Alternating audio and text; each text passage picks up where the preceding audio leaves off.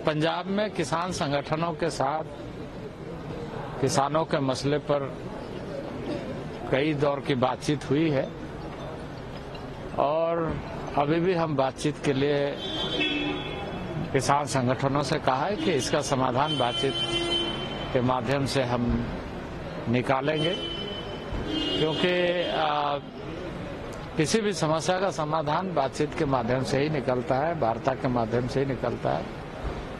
और ये देश हम सबका है, हम सबको मिलकर के देश का समाधान निकालना चाहिए ऐसे समय में कि हर आदमी के लिए वो लाभदायी हो सके। तो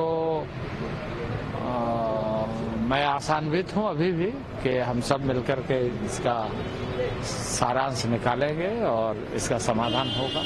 उन्होंने दिल्ली मार्च 2 दिन के लिए स्थगित कर दिया और कहा है कि आपका जो वार्ता का प्रस्ताव है उस पर जो नेताओं ने कहा है कि वो आपका वार्ता का जो प्रस्ताव है उस पर किसानों से वो विचार विमर्श। नहीं, बिल्कुल। देखिए, मैं तो कहूँगा कि हमारी जो कई राउंड की बातचीत में बहुत सार्थक भी चर्चा हुई है कई मायने में, लेकिन कुछ में सहमति पर और ज्यादा मेहनत करना पड़ेगा दोनों तरफ से, क्योंकि भारत सरकार प्रतिबद्ध है किसानों के हित में काम करने के लिए और काम कर रही है। आज 2,80,000 करोड़ किसानों के खाते में सीधे डीबीटी के माध्यम से पहुंचाई जाती है। वो इस दृष्टि से कि किसान का सम्मान और किसान की आवश्यकता और किसानों के माध्यम से जो देश का अन्न भंडारण है वो बढ़े, और वो बढ़ भी रहा है। कई वर्षों के आंकड़े को अगर देखेंगे आप नरेंद्र भाई मोदी जी के नेतृत्व में, तो पहले के तुलना में इस शासन में 333 मिलियन टन तक हमारा अनाज बढ़ा है। उसी तरीके से हमारे सब्जियों की खेती में, हॉर्टिकल्चर सेक्टर में बहुत अच्छा, यानी सभी सेक्टर में। अभी मैं बात कर रहा था खादी में, खादी भी तो किसानों से जुड़े हुए ही उत्पाद है, सारा वैल्यू एडिशन होता है, क्योंकि कॉटन इंडस्ट्री, कॉटन मतलब उसमें ग्रामीण क्षेत्र के लोग ज्यादा जुड़े हुए होते हैं। उसका टर्नओवर 1,35,000 करोड़ हो गया। उसी तरीके से कई जो कृषि सेक्टर से जुड़े हुए एलाइड सेक्टर है उसमें अच्छी प्रगति हो रही और उसमें लोग जुड़े हुए हैं।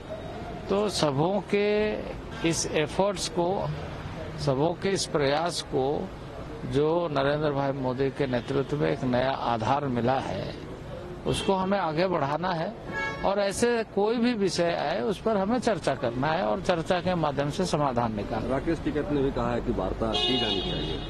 किसान नेता राकेश टिकैत ने बिल्कुल, हाँ, बिल्कुल मैंने ये कहा है। और मैं जब चौथे दौर की बातचीत हुई उस समय भी मैंने कहा कि आप बातचीत करके बताइए और फिर हम लोग चर्चा करेंगे। उन लोगों ने ये कहा था कि हम बाकी संगठनों से बातचीत करेंगे और फिर बताएंगे।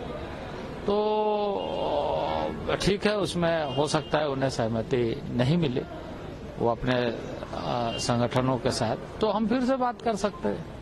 हिंसा हुई और नहीं, हिंसा मतलब आप देखिए, अब इस तरह की असामान्य स्थिति ना बने, शांति बनाए रखना चाहिए। एमएचए ने कहा है कि पंजाब सरकार को मतलब कि छूट मिलने के कारण कुछ असामाजिक तत्व किसानों के बीच।